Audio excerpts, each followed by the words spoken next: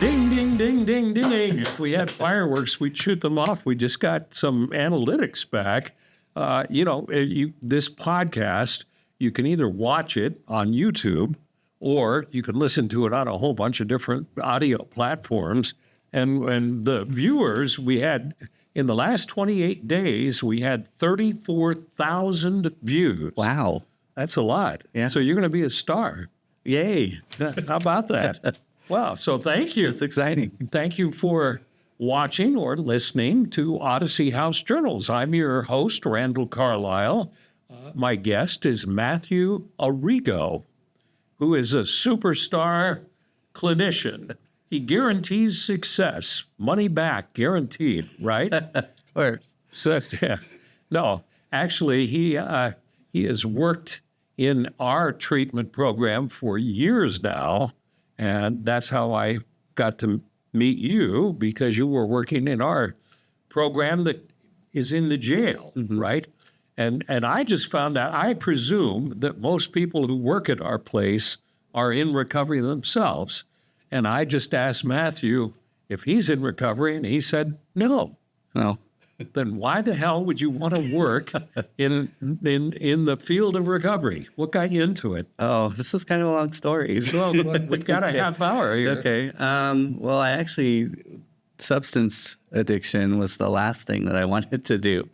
I grew up around people using alcohol and meth, and I didn't understand it, and I didn't get whatever gene that my family members all have that make them all addicted to alcohol, and so I couldn't. So it ran in your family. Yeah, it ran in my family, and I but not you. Yeah, somehow it skipped me. I drink alcohol, but I don't get that whatever feeling that they get, and so I don't. Yeah, I've never had an addiction to it. And my family would choose drugs and alcohol over me sometimes, and I just didn't understand that, and so I just. In school, I was like, I don't ever want to work with people in addiction. Because I live with them. Yeah, because I live with them and I don't get it, right?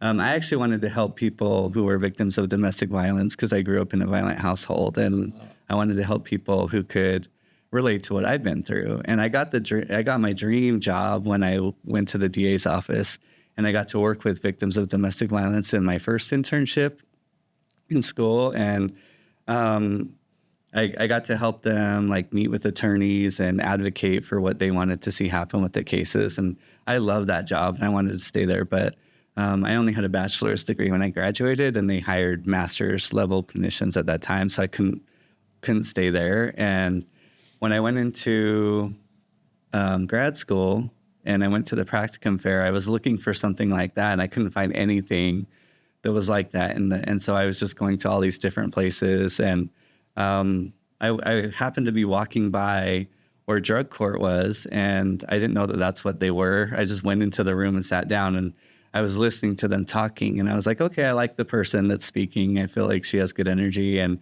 the intern was with her talking about what she did, and she's like, I get to work with attorneys and judges. And I was like, okay, that's what I like to do that too. And so, and they're like, well, we're drug court. And I was like, oh, I don't know, maybe we'll see. And then they said, well, we offer a flexible schedule and a stipend. I was like, sign me up. I'll just do that until I get done with school. And then I ended up falling in love with that job. I loved the clients. I loved the team. And I found out I love working in substance abuse. It's crazy. And so that's how I ended up in substance abuse. And then I was there for about 4 years. And then I saw an opening with the CATS program. And I had been going to the CATS program every month to staff clients with drug court. And so I knew Tamara and Cammie. And so that's kind of how I applied for them, and they knew who I was. And so I got hired there, and then I ended up at downtown. Describe for our viewers and listeners what the CATS program is. So it stands for Correctional Addiction Treatment Services, and it's basically a 90-day program inside of the jail. So they're all. This is the Salt Lake County Jail. Yeah. So. Yeah. When I started, they were actually in Davis County, and then they got moved back. Well, but yeah, that was a long time ago. And it's an interesting program because the inmates who choose to go to the program, it's an optional thing. and they're rewarded, aren't they, with a little shorter time on their Yeah, I think they through get, the program. yeah, they get some kind of benefit. I can't remember what it is, but yeah. But it's basically they're in a specific pod as opposed to the general population, and you're working really basically the way our residential program would work, except that they can't leave. Right. Right. Yeah. So you have a captive audience. Yeah. And Very it's captive. 3 months. And I find it interesting because the recidivism rate among inmates who go through CATS, as opposed to just serving their time and getting out, is really different. It's significant, right? Mm-hmm. Like, what did I'm trying to remember what the jail. Yeah, I remember Adam came and like gave us the numbers, and I can't remember what they are, but yeah, it was like really good. I don't remember what they were though. And did you guys work on one of the problems with people dying from overdosing is when they've been sober for a while in jail and their drug of choice is opioids. They go when they get out, they use the same amount that they were using before they came in, and it can kill them because you build up a tolerance for opioids. Yeah. Right? So did you work with them at all on those kinds of things or not? Not really. Like I would tell people, like if you're going to use less than what you were using when you came in, because you don't have that same tolerance when you leave. What you found it interesting in drug court, okay, and then you worked in CATS, and now you're working at one of the residential houses of Odyssey House. What do you find rewarding about it? I mean, because it can be frustrating at times. It's not always. I mean, I was joking when I said you're 100% successful. If you were, you'd be a billionaire, right? But there's a lot of failure too. So how do you look at all that? I like seeing the people that come back and work for Odyssey House, like they graduate and then they come back, and just looking at their lives and how they've changed their lives because of Odyssey House. I think that's the most rewarding thing for me. What's the most frustrating thing you deal with? In my position, I would have to say, like, it's not even the client. Like, clients are clients. I'm expecting them to be clients, right? It's more about like the things that I audit, the notes, just like making sure that people understand how to do, and just training people to do things that auditors need us to do the right way. I think that's the most frustrating, is like we have these expectations from our auditors, and then we have expectations from the community, and trying to like meet everybody's expectations. And yeah. And what people may not realize, that especially we're a nonprofit, and the paperwork. So most of our clients, we are reimbursed for taking care of them by Medicaid, and some county funding from Salt Lake County Behavioral Health, and the paperwork that's required to show what you're doing with a particular client is pretty intensive all the time. Yeah, and it makes sense. Like they're giving us money, so they want to see that we're doing what we're saying we're doing, and it's just it can be frustrating if we don't put in everything that they're asking for us to put in there, and we think it's in there, but it's not. And trying to think like an auditor, yes, and you're not. Yeah, you're a licensed clinical social worker. Yeah. Did they teach you in school that you were going to have all this stuff to fill out? No, there's a meme I saw on Facebook years ago that was like, I went to school for social work, not paperwork. Well, yeah. which is true. Yeah. I remember speaking to a master's class of social work up at the U, and you can choose what you want to get into. Like you can choose working with kids, or working with old people, or working with substance use, or going into private practice. Why did you choose? I mean, you said you were exposed to drug court and you found it interesting, and you've been working at the DA's office with domestic violence. But I mean, you could have chosen a different route. Yeah, I've always been fascinated by the criminal justice system, and so I knew that like forensics was where I wanted to be, some sort of criminal justice field, and substance abuse just happens to be tied to criminal justice. And so I get that. Yeah. It was the class that I spoke to. I think there were 20 people and 22 people maybe. And the professor asked what, at that point, I think it was towards the beginning, the semester or quarter, whatever it is. And I think he asked what you want to do. And the majority of them said, I want to go into private practice where I can make my own hours and make lots of money. Mm-hmm. Yeah, I've done that, and I don't like private practice, like for myself, just because it's a lot of like, I don't know, like it's not what I do now. I don't know how to explain it, but like I don't want to be my own boss, and I don't want to have like the responsibility of having a private practice, if that makes sense. Like I like working. Sure, you've got to have insurance. You've got to, you've got. I don't want to deal with all that. Yeah, right. Yeah. I like that. That's all taken care of for me at Odyssey House, and I just want to focus on doing my job to the best that I can and being a social worker. Yeah.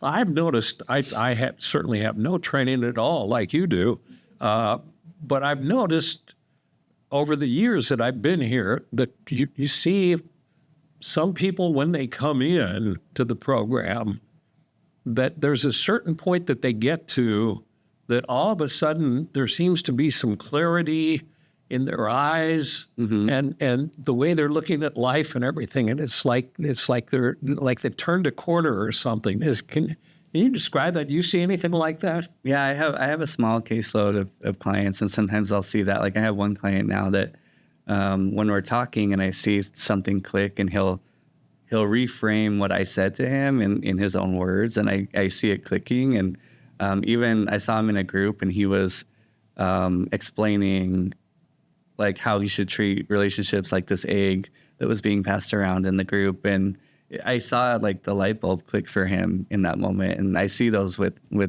my clients sometimes. And I do, yeah, and that's pretty rewarding. I was going to ask how it makes you feel. Yeah. I mean, that's sort of why you're into it. Yeah. Right? It's like, oh, they're getting something out of this, which is really cool. Yeah. And the flip side is when people leave against clinical advice, just walk out and don't get it, or just never get it. How does that make you feel?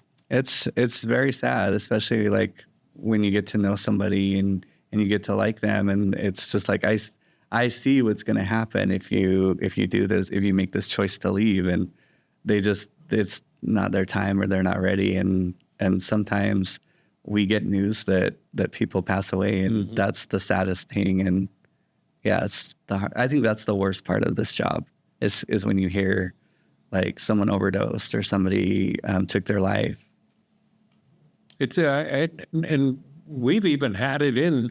I mean, obviously, I work in the marketing department, but I deal with our JETS program a lot, and those are allegedly people who are really succeeding well in the program and want to come back and work for us. And we've actually had several people who were in the JETS program who have died of overdoses after they've just stopped coming or for whatever reason left. And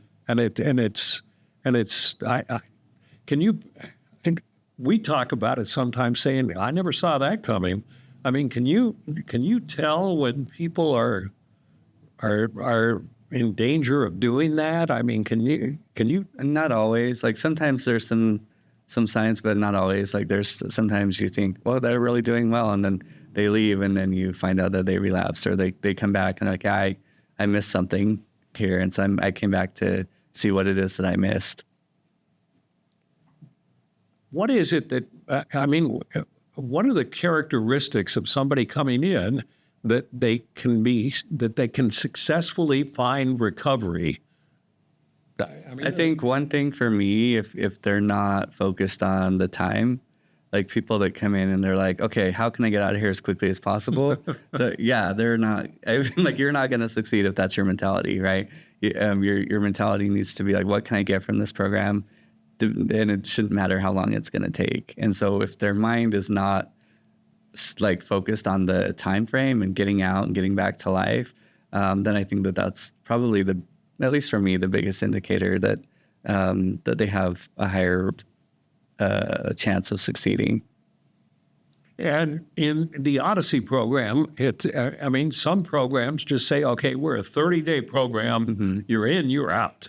The Odyssey program is sort of as long as it takes. Yeah. Right? Why do you find, and I find it makes a lot more sense for somebody who has been a meth addict for 10 years to stay in a program longer than 30 days to turn the 10 years around. I mean, what's your thought on length of time staying in a program? I have like conflicting thoughts on that. I think if people do, like, when they have a longer history, it should take a longer time, because you grow up like building these negative core beliefs, and it's going to take time to undo all of that and to undo all your trauma and to learn ways to cope and to practice coping skills. And all of that stuff takes time to develop, because it took time for you to develop your substance addiction.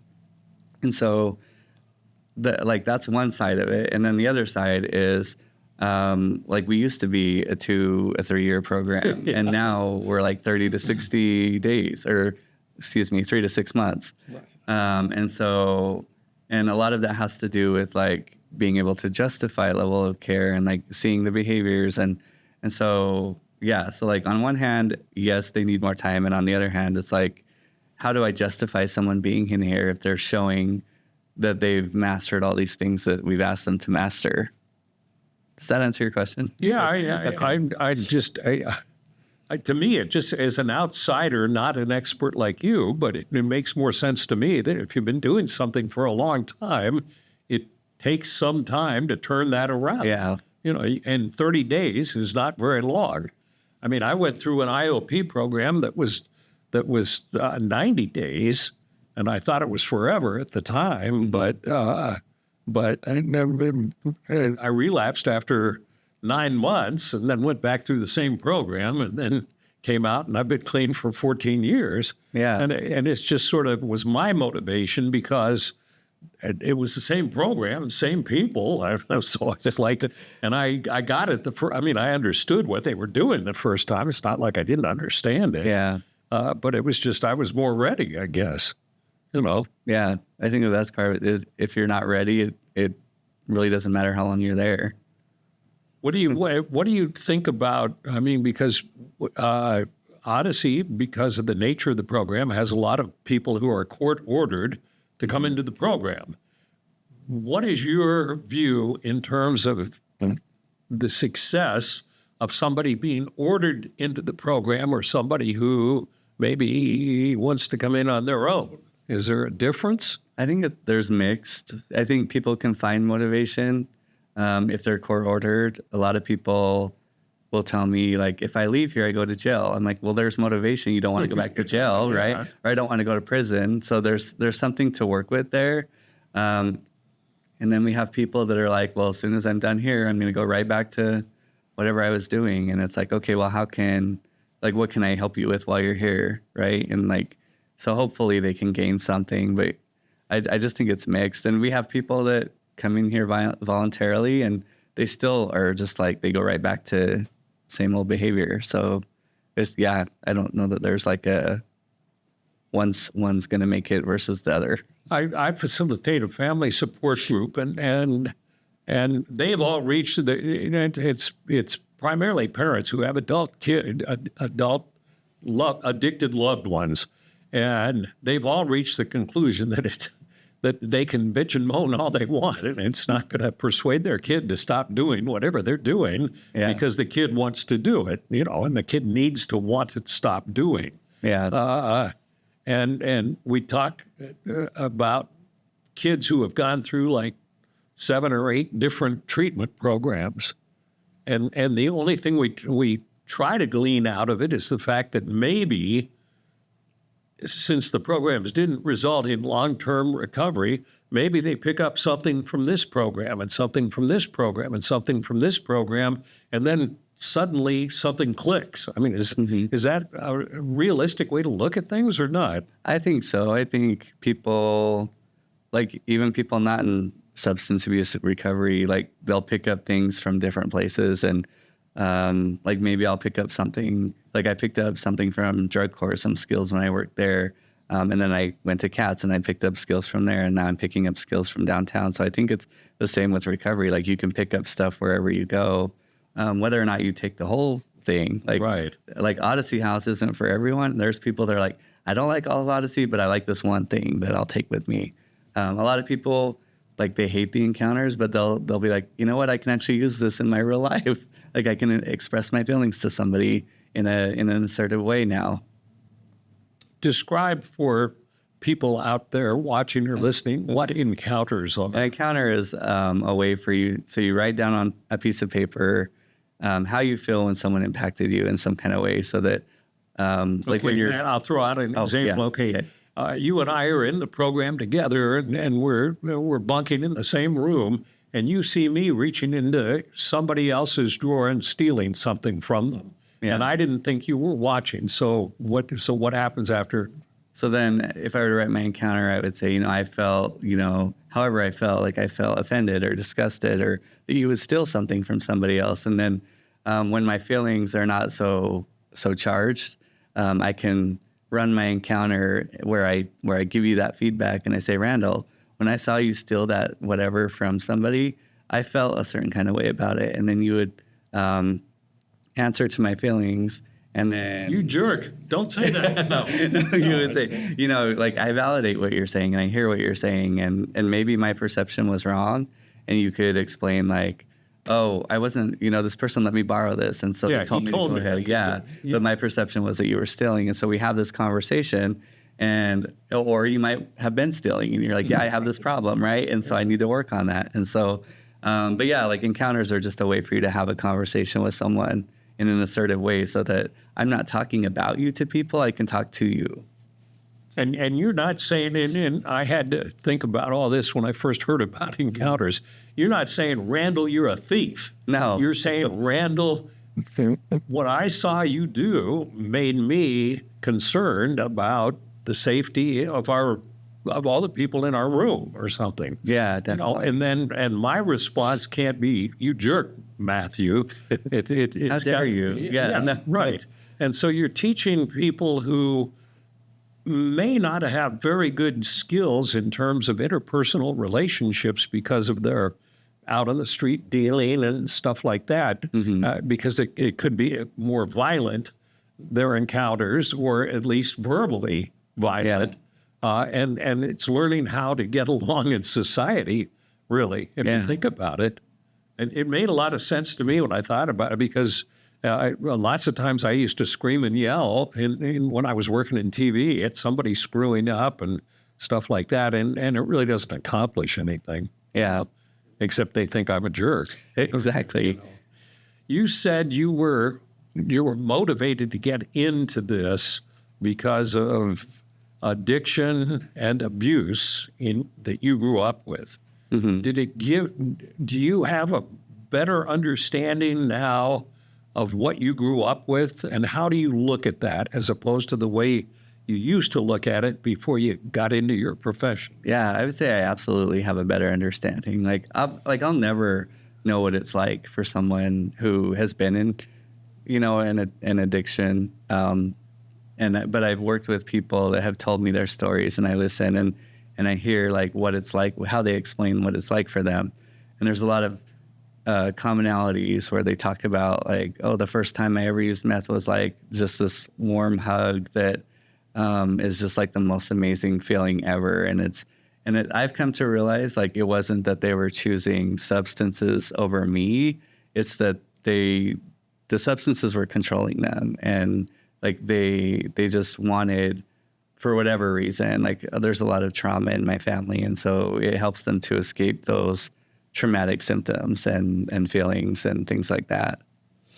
So it did give you a better understanding. I think so, yeah. And so I can understand my family better when I'm like, I don't get it, but I can understand why, like, you had this addiction.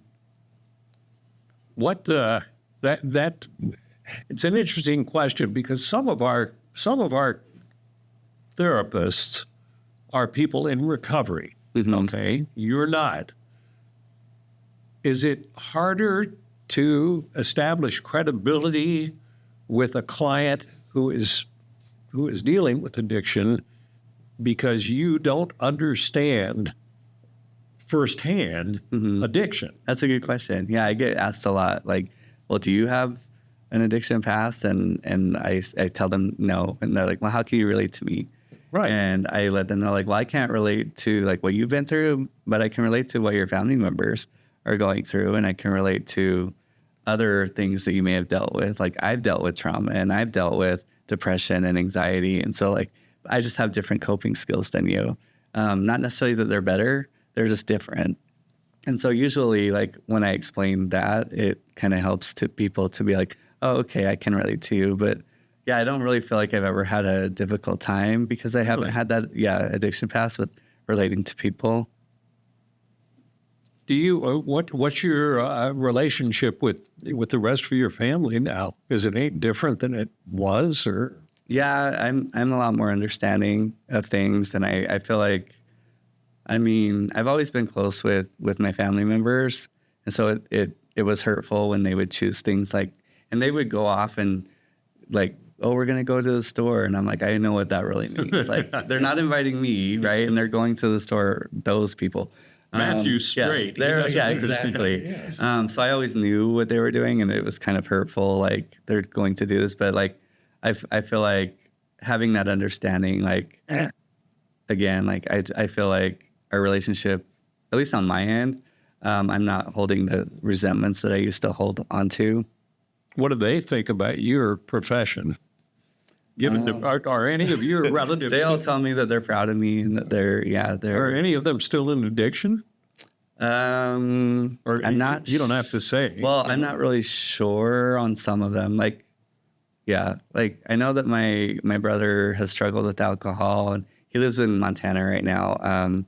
But like, he'll tell me, like, he used to tell me, like, oh, I'm like, he would tell me, like, oh, I got drunk this weekend. I don't even know why I keep doing this, because now I just wake up with hangovers. And right. So I feel like he's kind of in that like contemplation action stage of stopping using alcohol.